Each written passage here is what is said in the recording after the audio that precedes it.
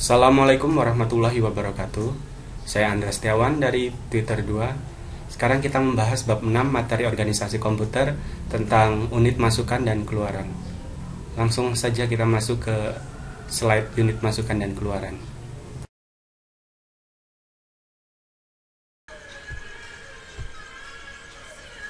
Unit masukan dan keluaran. Sistem masukan dan keluaran komputer. Sistem komputer memiliki 3 komponen utama, yaitu CPU, memori primer dan sekunder, dan peralatan masukan atau keluaran, I/O device, seperti printer, monitor, keyboard, mouse, dan modem.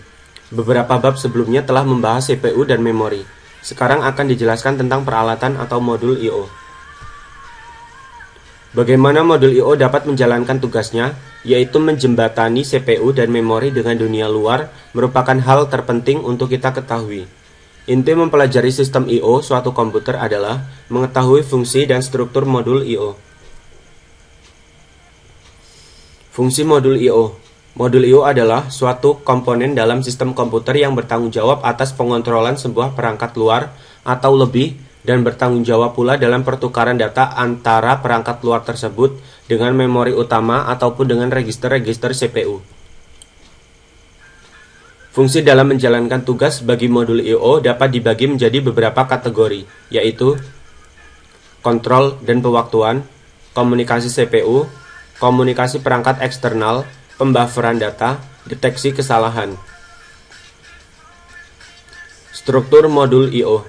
Terdapat berbagai macam modul I/O seiring perkembangan komputer itu sendiri.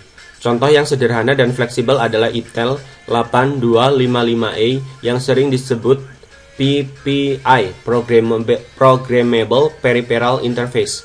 Antarmuka modul I/O ke CPU melalui bus sistem komputer terdapat 3 saluran, yaitu saluran data, saluran alamat, dan saluran kontrol. Bagian terpenting adalah blok logika I/O yang berhubungan dengan semua peralatan antarmuka periferal. Terdapat fungsi pengaturan dan switching pada blok ini. Teknik masukan atau keluaran. Terdapat 3 buah teknik dalam operasi I/O, yaitu I/O terprogram, Interrupt Driven I/O, dan DMA atau Direct Memory Access. Ketiganya memiliki keunggulan maupun kelemahan yang penggunaannya disesuaikan sesuai unjuk kerja masing-masing teknik.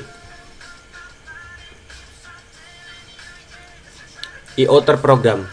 Pada I/O terprogram, data saling dipertukarkan antara CPU dan modul I/O. CPU mengeksekusi program yang memberikan operasi I/O kepada CPU secara langsung, seperti pemindahan data, pengiriman perintah baca maupun tulis, dan monitoring perangkat. Kelemahan teknik ini adalah CPU akan menunggu sampai operasi I/O selesai dilakukan modul I/O sehingga akan membuang waktu apabila CPU lebih cepat proses operasinya.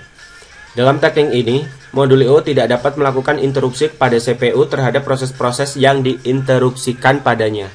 Seluruh proses merupakan tanggung jawab CPU sampai operasi lengkap dilaksanakan. Interrupt Driven I/O. Teknik Interrupt Driven I/O memungkinkan proses tidak membuang-buang waktu. Prosesnya adalah CPU mengeluarkan perintah I/O pada modul I/O, bersamaan perintah I/O dijalankan modul I/O, maka CPU akan melakukan eksekusi perintah-perintah lainnya. Apabila modul I/O telah selesai menjalankan instruksi yang diberikan padanya, akan melakukan interupsi pada CPU bahwa tugasnya telah selesai. Cara kerja teknik interupsi di sisi modul I/O adalah modul I/O menerima perintah, misal read. Kemudian modul I/O melaksanakan perintah pembacaan dari periferal dan meletakkan paket data ke register data modul I/O. Selanjutnya modul mengeluarkan sinyal interupsi ke CPU melalui saluran kontrol. Kemudian modul menunggu datanya diminta CPU. Pengontrol interrupt Intel 8259A. Intel mengeluarkan chips 8259A yang dikonfigurasikan sebagai interrupt arbiter pada mikroprosesor Intel 8086. Intel 8259A melakukan manajemen interupsi modul-modul I/O yang tersambung padanya. Chip ini dapat diprogram untuk menentukan prioritas modul I/O yang lebih dulu ditangani CPU apabila ada permintaan interupsi yang bersamaan. Berikut mode-mode interupsi yang mungkin terjadi. Fully nested. Permintaan interupsi dengan prioritas mulai 0 hingga 7. Rotating. Bila sebuah modul telah dilayani interupsinya akan menempati prioritas terendah. Special mask. Prioritas diprogram untuk modul I/O tertentu secara spesial. Programmable Peripheral Interface Intel 8255A.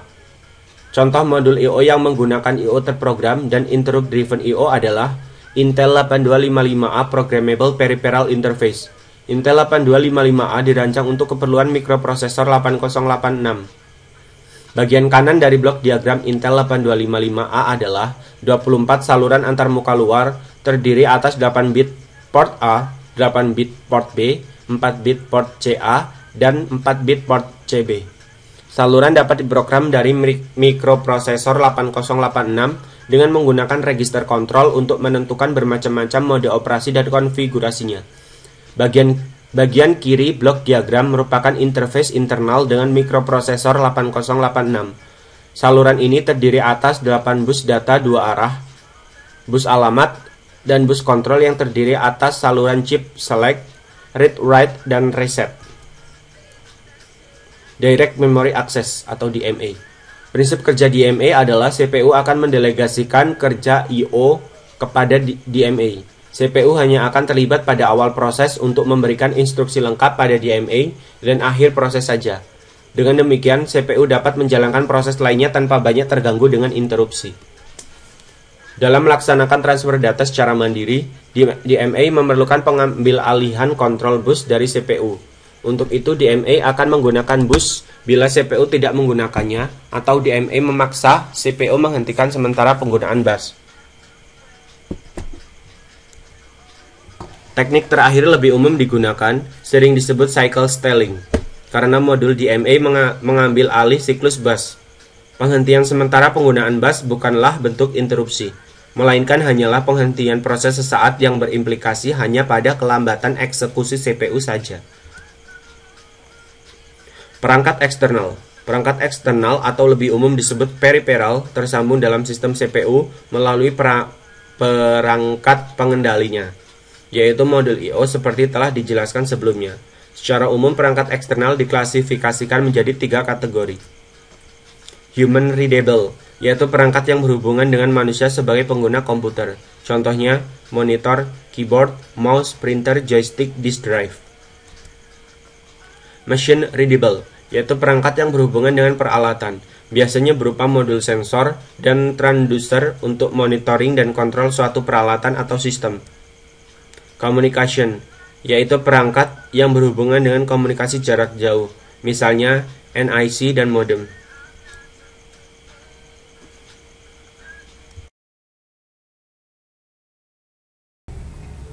Yaitu tadi materi tentang unit masukan dan keluaran.